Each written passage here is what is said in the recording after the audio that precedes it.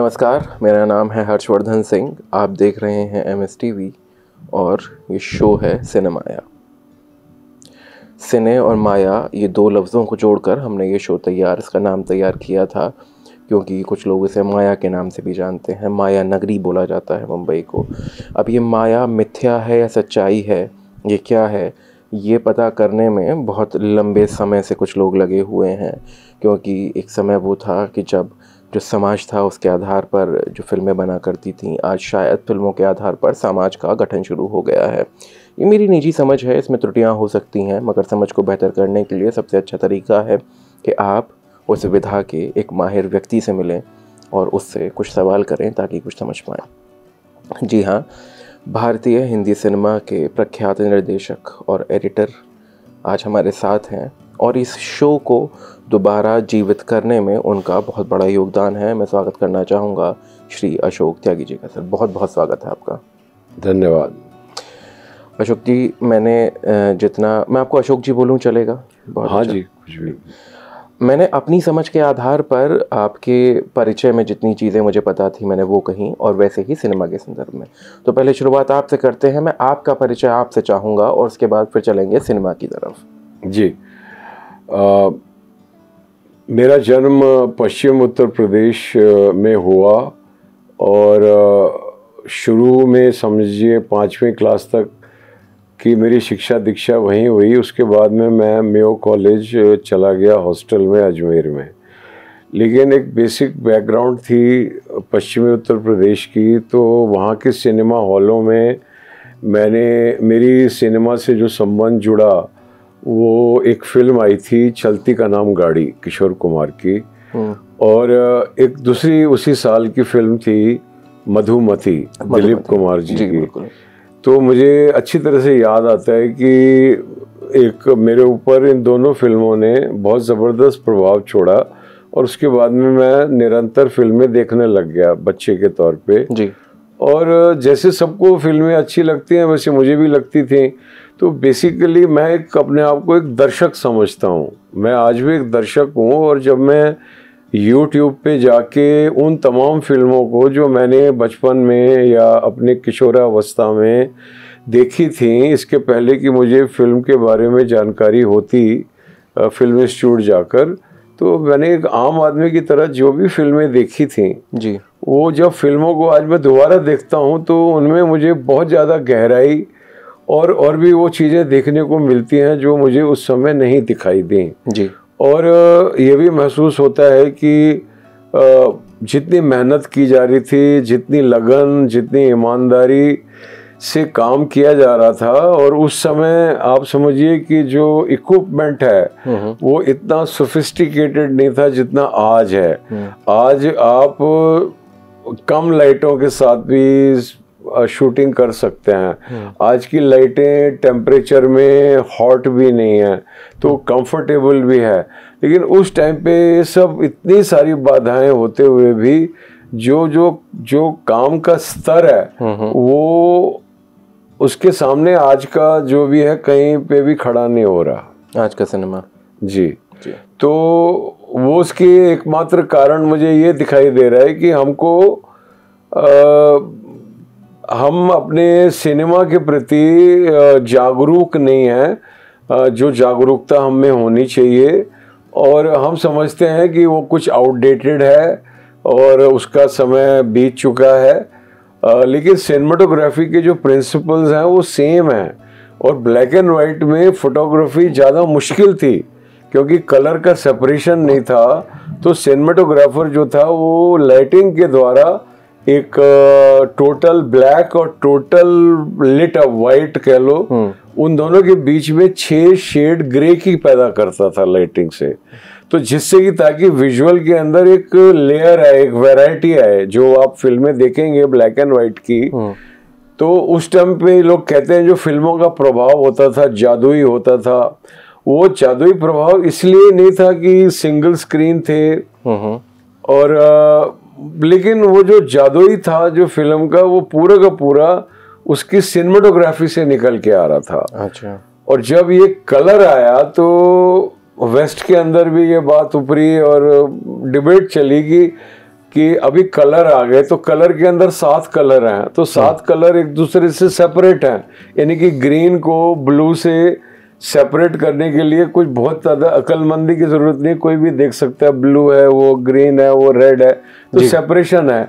तो एक टेंडेंसी आ गई लाइटिंग में फ्लैट लाइटिंग करने की, कि अभी हमको वो लाइटिंग के अंदर वो कॉन्ट्रास्ट, वो टेक्सचर, वो सब कारीगरी नहीं करने की ज़रूरत है। अगर हम फ्लैट लाइटिंग भी कर देंगे तो हमको कलर्स के द्वारा, क्योंकि हमारी जो फिल्म है और आज जो वीडियो है वो कलर में शूट कर रहा है, तो ये एक तरीके की जो बोला जाए कि कम शॉर्टकट समझ लीजिए या जो भी है। और उस पे क्या हुआ कि जो हमारे पहले सुपरस्टार और दूसरे सुपरस्टार, और पर्टिकुलरली जो पहले सुपरस्टार राजेश खन्ना जी हुए, वो एक एक दिन में 4-4, 5-5 फिल्मों की शूटिंग कर रहे थे। अच्छा। तो उनको एक सेट पे 2 घंटा दे दिया, बहुत हो गया, 4 घंटा तो हेल ऑफ अ लॉट।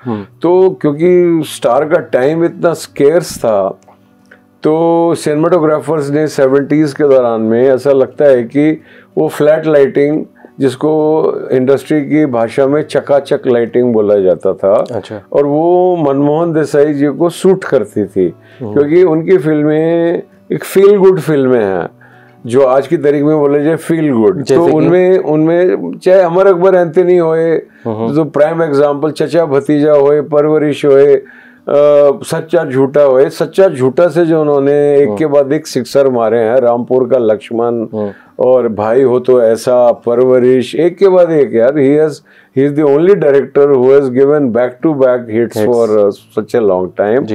तो उनकी जो फिल्में थी वो, उस पर हम बात करने लग जाएंगे तो हम विषय से भटक जाएंगे।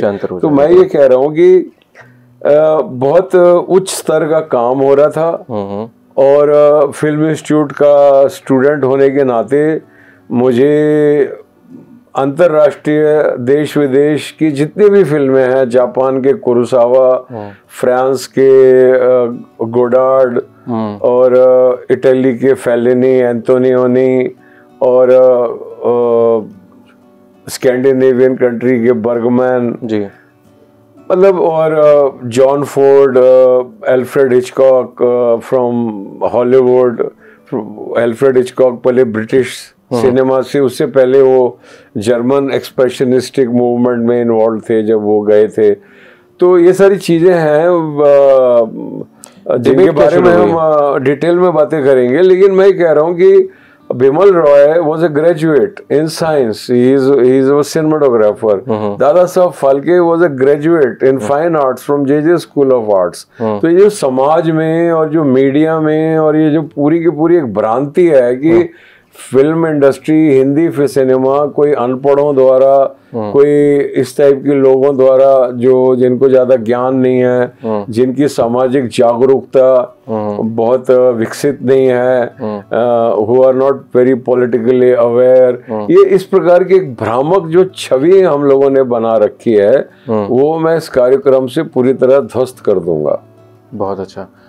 अशोक जी, आपने अभी जब सिनेमा की बात कही तो उसमें एक तरफ बात की कि सिनेमेटोग्राफी में different shades of grey only, उनसे एक डिवीजन क्रिएट किया जाता था स्क्रीन के ऊपर, और तब के इक्विपमेंट्स जो थे इतने फ्रेंडली नहीं थे, तब की लाइट बहुत ज़्यादा गर्म हो जाया करती थी, और भी काफ़ी एडिटिंग में भी वो एक है ना, आज का बच्चा समझेगा ISO होता है आज की तारीख में कैमरे पे, तो आप जितना ISO को बढ़ा दोगे ना, उतनी आपकी सेंसिटिविटी, आपको उतनी कम लाइटिंग करनी पड़ेगी जी।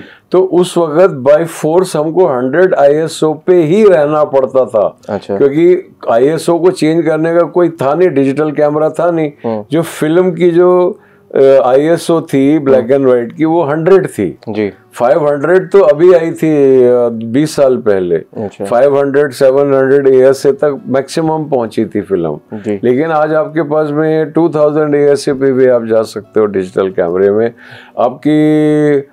तो इस तरीके से लेंसेज, ब्लॉक लेंसेज, लेकिन जो डिसिप्लिन है, जैसे कि आज आप बेशक आप सितार कीबोर्ड पे बजा लो, लेकिन जो सितार है वो बेसिकली तो वही है ना जो रविशंकर बजा रहे हैं। आप उसमें बोलोगे नहीं ये यंत्र नया आ गया तो सितार कुछ नया हो गया, सितार नया नहीं हुआ है, सितार वही का वही है, सिर्फ यंत्र बदल गया है।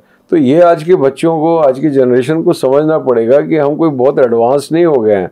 हमारे पास यंत्र है, लेकिन जो हमारी कला है, उस कला की जो व्याकरण है, उस कला की जो बेसिक सरगम है, वो वही की वही है जो अतीत में थी। तो अगर हमको तानसेन बनना है तो हमको तानसेन की तरह ही आज भी रियाज करना पड़ेगा। हमको लता मंगेशकर बनना है तो हमको लता मंगेशकर की तरह आज भी रियाज करना पड़ेगा। कोई भी ऐप, कोई भी कंप्यूटर, कोई भी शॉर्टकट हमको नहीं हेल्प करने वाली। बिल्कुल। अशोक जी, मैं थोड़ा सा ये समझना चाहूँगा कि सिनेमा में आधुनिकता बहुत आई इन टर्म्स ऑफ इक्विपमेंट्स, और उसके अलावा टेक्निक्स में भी कुछ बदलाव किए गए। अब जो बात आप कह रहे हैं, ये आजकल जो नया बच्चा जो भी सिनेमा देख रहा है या सीखना चाह रहा है, मैं उसके लिहाज से सवाल पूछ रहा हूँ कि ये सुनने के बाद पहली जो चीज़ कान में पड़ती है, समझ आता है कि आधुनिकता के खिलाफ खड़ा हुआ कोई एक व्यक्ति है। वहीं फिर नहीं यार, ये बहुत बकवास की बात है, क्योंकि आधुनिकता तो मेरे रग रग के अंदर है। मैं समय से इतना आगे चल रहा हूँ कि मेरी 40 साल पुरानी फिल्म भी ऐसी लगती है कि अभी बन के आई है।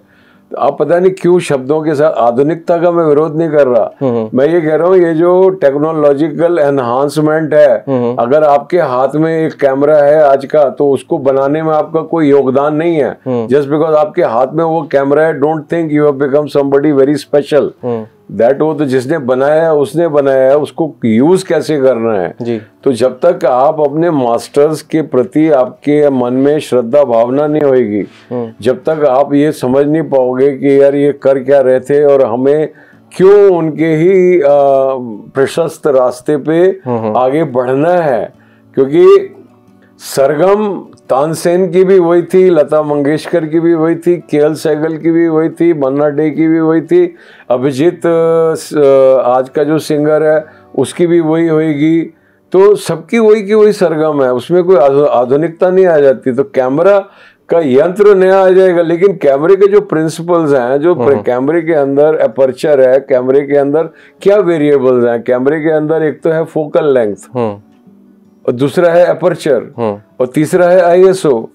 जो तीन है, आप कितना भी आप इसको मॉडर्नाइज कर लो, कुछ ना भी कर लो, वो तीन प्रॉपर्टी जो कि त्यों खड़ी रहेंगी ना जी। वो जो उसका जो बेसिक जो उसका डिसिप्लिन है, जो उसको शूट करने का, जो एक कोई भी छवि को वो छायांकित कर रहा है, उसका जो नियम है वो तो वही का वही है ना, जो आज से 150 साल पहले था। और यंत्र का आविष्कार होने से पहले भी वो नियम तो था ना ब्रह्मांड में।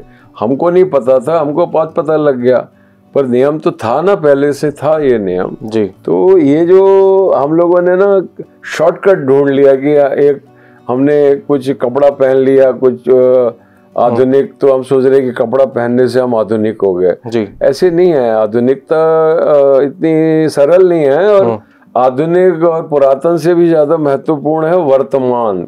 वर्तमान के अतिरिक्त और कुछ नहीं है।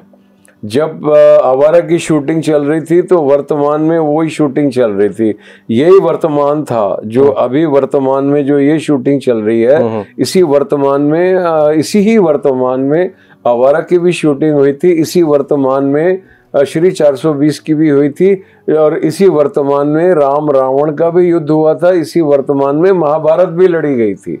ये वर्तमान जो क्षण है, ये ज्यों का त्यों खड़ा हुआ है, और इसके अंदर परिवर्तन हो रहे हैं जो हमको दिखाई दे रहे हैं। समय मूव नहीं कर रहा, समय जहां का तहां खड़ा हुआ है, समय के अंदर परिवर्तन हो रहे हैं। अगर समय भी परिवर्तित होने लग जाएगा तो आप परिवर्तन को समझिए, फिर तो क्योस हो जाएगा।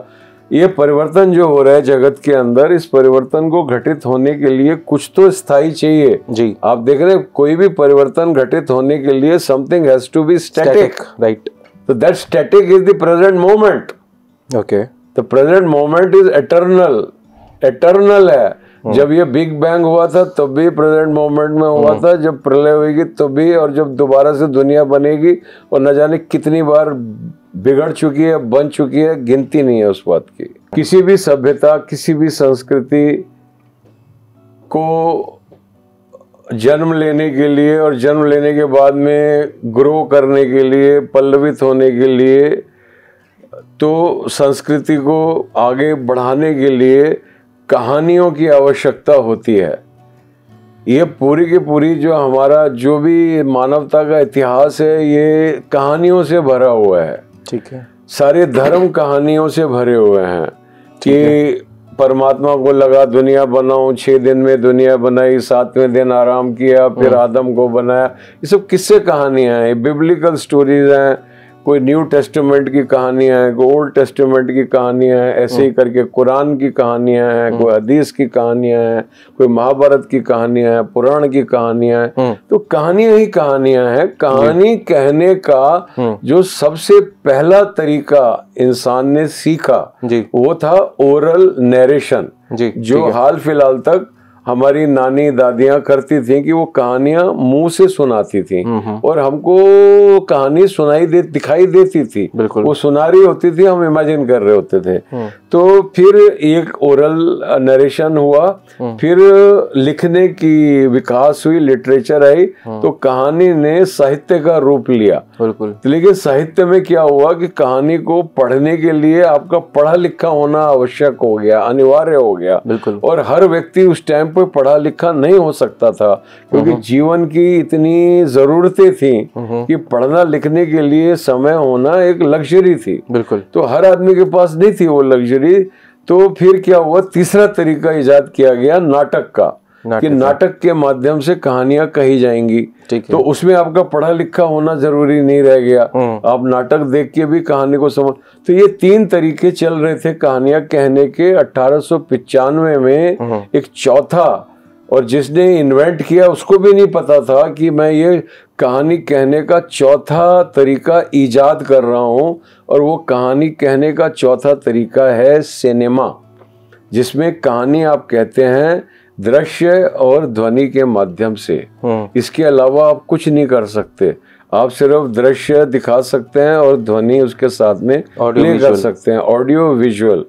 तो ब्रह्मा जी ने नाट्य शास्त्र में कहा, नाट्य शास्त्र को देते हुए, कि मैं एक 5वें वेद की रचना कर रहा हूँ जिसे देखा भी जा सकेगा और सुना भी जा सकेगा, दृश्यम श्रव्यम, ऑडियो विजुअल। तो इस तरीके से सिनेमा की जो ग्रामर है, तो सिनेमा की जो बुनियाद है, वो ब्रह्मा जी ने नाट्य शास्त्र में हमें दी है। अभी हमारी समझ में ये आया कि कहानी का महत्व, और कहानी का महत्व समझने के लिए मैं चाहता हूँ जो लोग भी ये कार्यक्रम देख रहे हैं वो प्रैक्टिकली करें। कि मैं कह रहा हूँ कहानियां, तो आप घर में जाओ ना, आपके घर में कोई किताब पढ़ी, उसको खोल के देखो, कुछ थोड़ी सी कहानी पढ़ो, आपको एक आइडिया आएगा। आप यूट्यूब पे जाओ, एक शॉर्ट स्टोरी देख के आओ, और आप एक नाटक देख के आओ, तो उसको देख के आओ, तो आप देखो कहानी 3 तरीकों से कही जा रही है, अलग अलग तरीके से।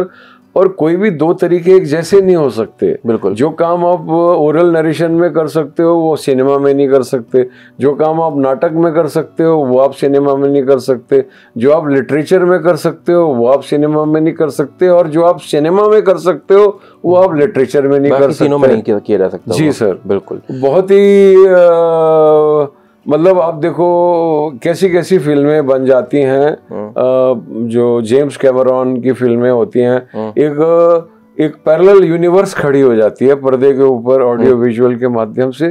तो सच इज दी, और वही की वही बात नॉवल में लिखी जाती, तो हम सबको अपनी कल्पना दौड़ानी पड़ती है उस दुनिया में पहुंचने के लिए। अपनी कल्पना के आधार पर अपने कल्पना अलग अलग दुनियाओं में पहुंचे होते हैं। अब सब एक कॉमन दुनिया में पहुंचे हुए हैं। बिल्कुल, इसका ये बहुत कॉम्प्लेक्स सब्जेक्ट है सर। जल्दबाजी में किसी निष्कर्ष पर ना पहुंचे। अभी मैं किसी निष्कर्ष पे नहीं आ रहा हूँ, अभी मैं सिर्फ संभावनाओं को एक्सप्लोर कर रहा हूँ, आप लोगों को दिखा रहा हूँ कि देखिए आप जिस चीज को टेकन फॉर ग्रांटेड ले रहे हो उसके अंदर कितनी गहराइयां, कितनी सूक्ष्मताएं, कितनी विविधताएं छुपी हुई हैं। आओ उनको एक्सप्लोर करें इस कार्यक्रम के माध्यम से, जिसका नाम है सिनेमाया। बहुत बहुत धन्यवाद अशोक जी, आपने अपना वक्त दिया और इस सिलसिले को आगे बढ़ाएंगे। और जैसा कि आपने कहा कि अभी संभावनाएं हैं, संभावनाओं से निश्चितताओं की तरफ बढ़ा जाएगा, और निश्चितताएं अनिश्चितताओं को जन्म देंगी, और उन अनिश्चितताओं के भी सवाल जो होंगे उनके जवाब ढूंढे जाएंगे। बहुत बहुत धन्यवाद आपका। धन्यवाद।